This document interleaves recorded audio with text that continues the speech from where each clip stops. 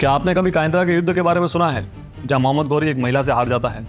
गुजरात के चालुक्य वंश की रानी, जिनका नाम था रानी नाई की देवी, राजा अजयपाल जी की धर्मपत्नी।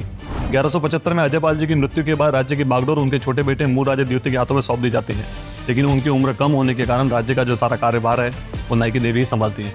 1178 में मोहम्मद गौरी सिंध के रास्ते गुजरात पर आक्रमण की योजना बनाता है और ये खबर नाई की देवी तक पहुंच जाती है। नाई की देवी तुरंत आसपास के राजाओं से मदद मांगती है, जिनमें जालोर के राजा कीर्तिपाल, अरबुदा के थारावर्ष और नाडोल के किलनदेव मदद के लिए तैयार हो जाते हैं। गौरी की सेना को धूल चटाने के लिए खाली मैदान नहीं, गदरकट्टा यानी काइंद्रा की पहाड़ियों को चुना जाता है। नाई की देवी अपने बेटे मूल राजा को गोद में बैठाकर गौरी की सेना पर हमला कर देती है और इस युद्ध में गौरी की आधे से ज्यादा सेना को मार दिया जाता है। गौरी अपने कुछ सैनिकों के साथ वहां से भागने में कामयाब होता है और वापस सिंध की ओर लौट जाता है और दोबारा कभी गुजरात की ओर मुड़ के नहीं देखता। एक महिला के हाथों हार जाना उसके लिए किसी सदमे से कम नहीं था। इतिहासकारों की मक्कारी ने हमें अपने ही इतिहास से वंचित रखा, हमें पराजय का पाठ पढ़ाया और ऐसी वीर गाथा इतिहास की कब्र में दफन कर दी गई। भारत के इतिहास में केवल गुलामी नहीं है, बल्कि शौर्य, बलिदान और आत्मगौरव भी है।